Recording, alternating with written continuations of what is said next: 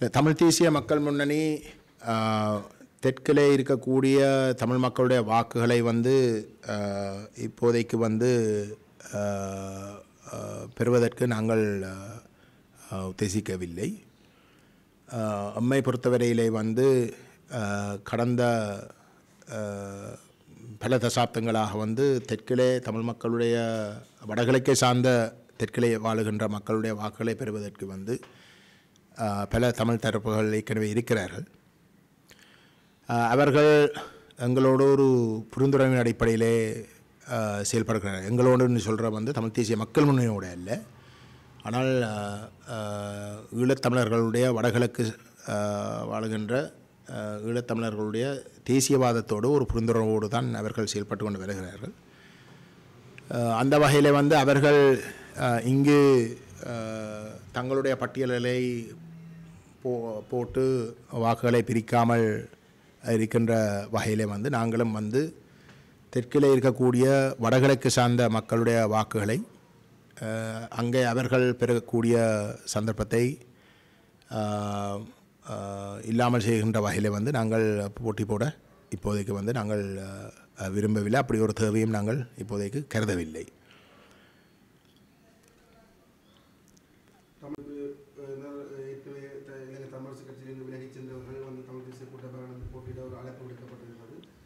ஆரம்பத்திலே முதற்கட்டம் தமிழ் தேசிய கூட்டமைப்பிலிருந்து விலகிச் சென்ற ஒரு கொள்கைக்காக பிரிந்து சென்றவர் என்ற வகையில் அந்த அழைப்பை நீங்கள் எப்படி பார்க்குறீங்க? எங்களுக்கு அப்படிப்பட்ட ஒரு அழைப்பு முன்னும் வரவில்லை, அப்படி வராது. கொள்கை இல்லாத ஆசனங்களுக்கு ஒன்று சேர்ந்து தமிழ் தேசிய மக்கள் முன்னணிக்கு அந்த ஆசனங்கள் போகாமல் தடுக்கிறதுக்கு விரும்புகின்ற தரப்புகள் வந்து ஒன்று சேர்றதுக்கான வாய்ப்பு சிலவில் இருக்கலாம். அதுக்கு வந்து எங்களை கேட்க மாட்டோமே, கேட்கவும் இல்லை. உறுதிப்படுத்துவதற்காக திருகோணமலையிலும் அம்பாறையிலும் அனைத்து தமிழ் தேசிய கட்சிகளும் ஒன்றிணைந்து கேட்க வேண்டும் என்று முடிவெடுக்க போவதாக கூறப்பட்டிருக்கிறது. இதற்கு உங்களுடைய நிலைப்பாடு எப்படி அமைக்கும்? இப்போ இந்த பிரதிநிதித்துவத்துடைய அர்த்தம் என்ன? இப்போ இந்த தமிழ் வேட்பாளர் ஒருவர் நிறுத்தப்பட்டார் தானே, அந்த அணியில் வந்து ஒற்றுமை என்று சொல்லி வந்து அந்த அணியில் வந்து பல்வேறு விதமான கருத்துகள் இருந்தது தானே, அதை அவங்களே ஒப்புக்கொள்கிறார்கள். அதில் வந்து ஒருவர் வந்து ரணில் வேணும் என்று கத்தினவர், தேர்தல் வேண்டாம் எங்களுக்கு ரணில் வேணும், இந்த நேரம் தேர்தல் வச்சால் ரணில் சில வேளையில் தோக்கக்கூடும், அப்போ எங்களுக்கு தேர்தல் வேண்டாம் என்று கத்தினவர். இப்போ இந்த இன்னொரு சிலர் வந்து எங்களுக்கு சஜித் வேணும் ரணில் வேண்டாம் என்று கத்தினார்.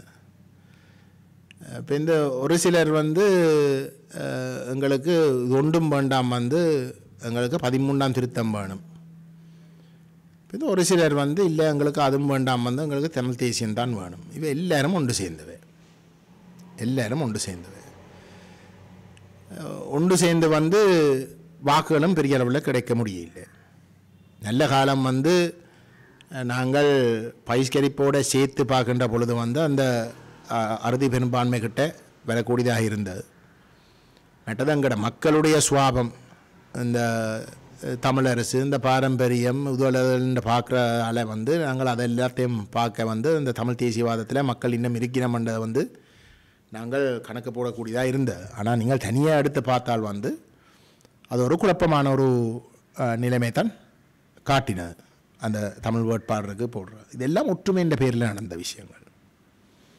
அப்போ ஒரு ஒரு தெளிவான ஒரு கொள்கை இல்லாத, நேற்று வரைக்கும் வந்து அந்த தமிழ் வேட்பாளர் கேட்ட முன்வைச்ச நிலைப்பாட்டுக்கு நேர்மாறாக செயல்பட்ட தரப்புகள் ஒரு தேர்தலுக்காக வந்து அதுவும் விசேஷமாக வந்து பகிஷ்கரிப்பு வெல்லக்கூடாது, தமிழ் தேசிய மக்கள் முன்னே ஏதோ ஒரு வகையில் வந்து இந்த முறை வந்து மக்கள் தங்களோட கோரிக்கையை வந்து ஏற்றுக்கொண்டிருந்தோம்ன்ற காட்டக்கூடாது, அது எப்படி இருந்தாலும் குழப்பி அடிக்க வேணுமென்றதுக்காக வந்து விழுந்தடித்து வந்து ஒரு பட்டியலை போட்டவை.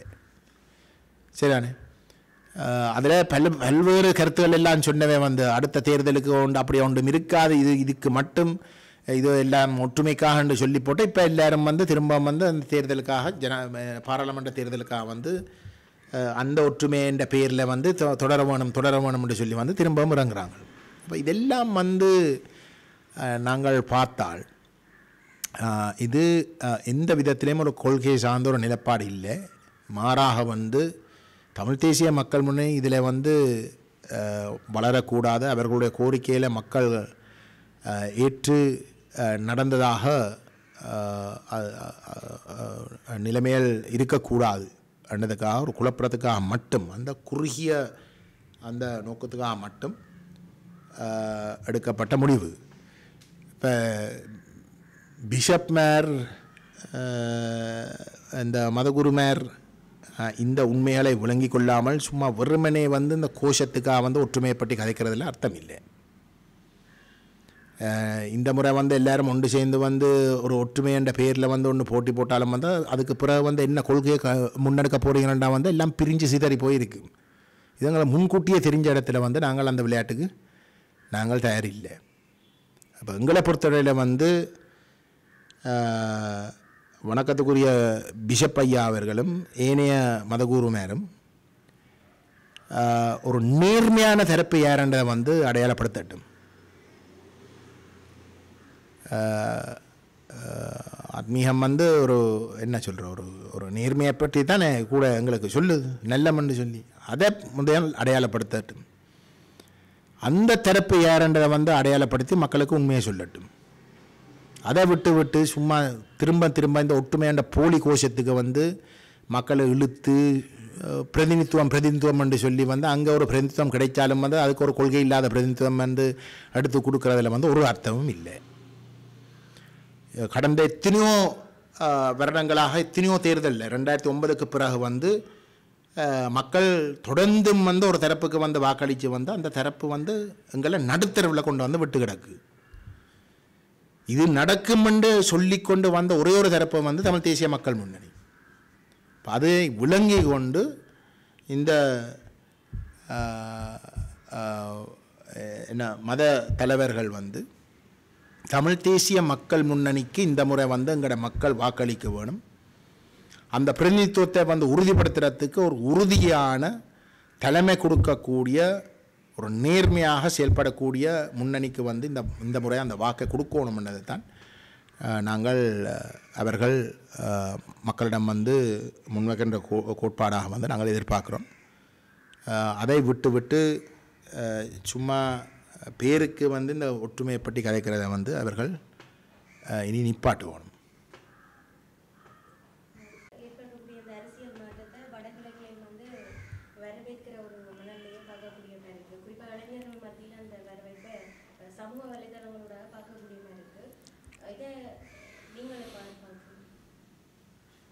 தென்னிலங்கையில் அதுண்டா ஜேவிபி ஆட்சிக்கு வந்தது வந்து வடகிழக்கில் இருக்கக்கூடிய இளைஞர்கள் வரவேற்கிறோம். நாங்களும் கொஞ்சம் இளைஞர்களோடு திரிகிறோம். எங்களுக்கண்டா அப்படி பெருசாக வரவேற்கிறதாக எங்களுக்கண்டா தெரியவில்லை. சமூக வலைத்தளங்கள் வந்து யாரும் எழுதலாம். இப்போ எங்களை சமூக வலைத்தளங்கள் எல்லாத்தையும் முடக்கிறாங்க, அவைக்கு விரும்பின ஆக்கள் எல்லாத்தையும் விடுறாங்க. அதுக்காக வந்து சமூக வலைத்தளங்களில் வந்து வார விஷயங்களை வந்து நாங்கள் பெரிய அளவில் வந்து கணக்கில் எடுத்து நம்ப போனோம்னு இல்லை. நாங்கள் இந்த கடந்த தேர்தலை எடுத்து பார்த்தாலும் கூட எந்தளவு தூரத்துக்கு வந்து தமிழ் தேச மக்கள் ஜேவிபியை வந்து ஒரு சந்தேகத்தோடு பார்க்கணுமென்றதை வந்து நான் நினைக்கிறேன் மிக தெளிவு. அதுக்கு பல காரணங்கள் இருக்குது. வடகிழக்கை வந்து பிரித்தது ஜேவிபி.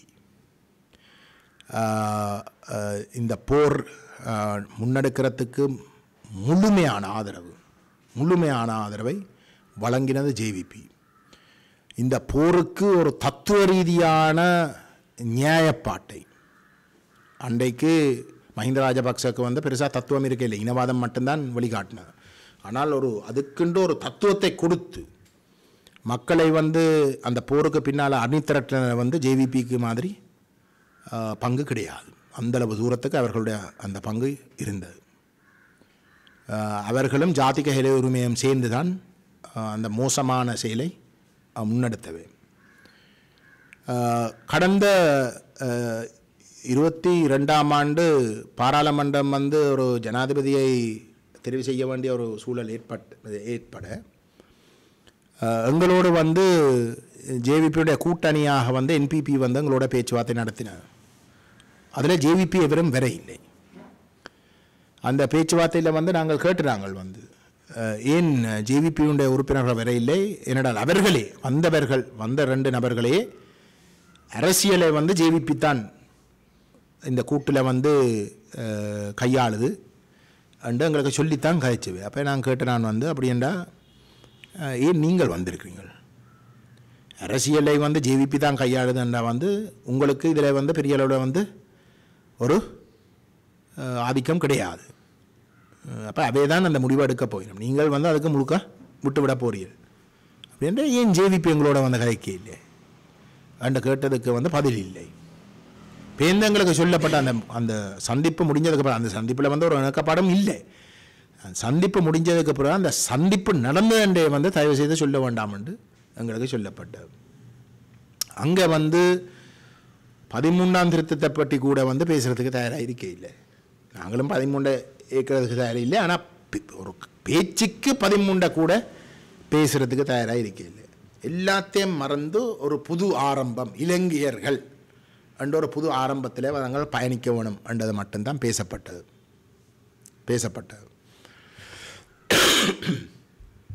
இப்பொழுது வந்து இந்த தேர்தல் காலத்தில் வந்து சொல்லப்பட்ட கருத்துக்களை எடுத்து பார்த்தால்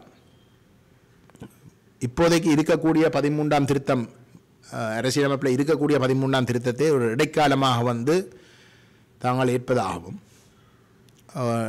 ஒரு அரசியல் தீர்வுக்கு வந்து 2015 வந்து ஆரம்பிக்கப்பட்ட அந்த புதிய அரசியலமைப்புக்கான யோசனைகள் இடைக்கால அறிக்கையாக வந்து வெளிவந்து அது இறுகி போயிருந்தது. அதை முன்னெடுக்கிறதாக வந்து சொல்லப்பட்டது. அந்த இடைக்கால அறிக்கை இப்போ இருக்கக்கூடிய ஒற்றையாட்சிக்குள் இருக்கக்கூடிய இந்த 13ஆம் திருத்தத்துக்கு விட மோசமான, மிக மோசமான, மிகவும் இறுக்கமான ஒற்றையாட்சியை நிலைநாட்டுகின்ற ஒரு கட்டமைப்பு. தமிழரை ஏமாத்திரத்துக்காக ஒருமித்த நாடென்ற சட்டத்துக்கு அறியாத ஒரு சொற்பதத்தை பயன்படுத்தினோம். ஆனால் இலங்கை நீதிமன்ற அரங்கிலே சிங்களத்திலே எழுதப்படுகின்ற விஷயங்கள் மட்டும்தான் சட்டத்தில் வந்து ஏற்கப்படும் என்ற சட்டம் சொல்லி கொண்டிருக்க, சிங்களத்தில் வந்து மிக தெளிவாக கடந்த 75 வருஷமாக வந்து பயன்படுத்தப்பட்ட சொற்பதம் ஒற்றையாட்சி, ஐக்கிய ராஜ்யம் தான் அங்கு பயன்படுத்தப்படுகின்றது. ஆகவே இது எல்லாத்தையும் எடுத்து பார்த்தால் வந்து ஜேவிபியில் எந்த விதமான மாற்றம் கிடையாது.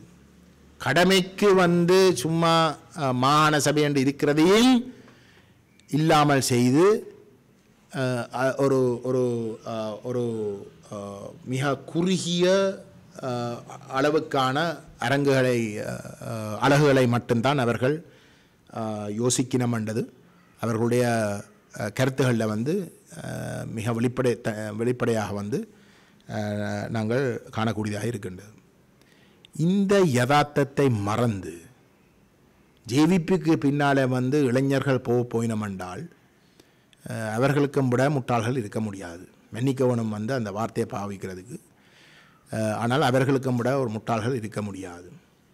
இன்றைக்கு தென்னிலங்கையிலே வந்து பொதுப்பெரமுனக்கு கோட்டாபய ராஜபக்சக்கு வந்து வாக்களித்த கணிசமானவர்கள் தான் ஜேவிபிக்கு வந்து இந்த முறை வாக்களிச்சிருக்கிறோம் என்றதும் பரவலாக வந்து சொல்லப்படுகின்ற விடயம்.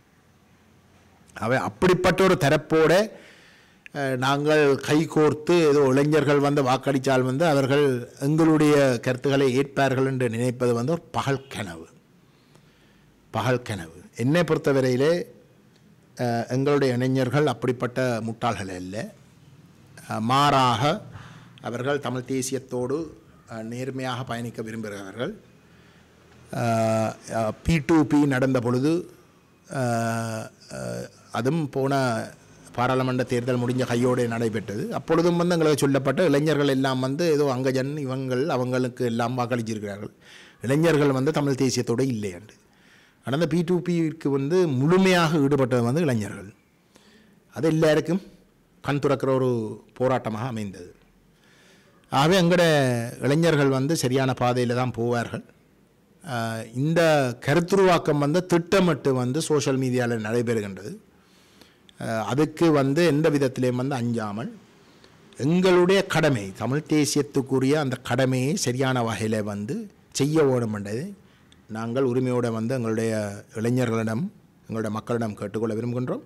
அந்த கடமையை சரியான வகையில் செய்கிறதா இருந்தால் தமிழ் தேசிய மக்கள் முன்னணிக்கு மட்டும்தான் அந்த வாக்கை கொடுக்கக்கூடியதாக இருக்கும்.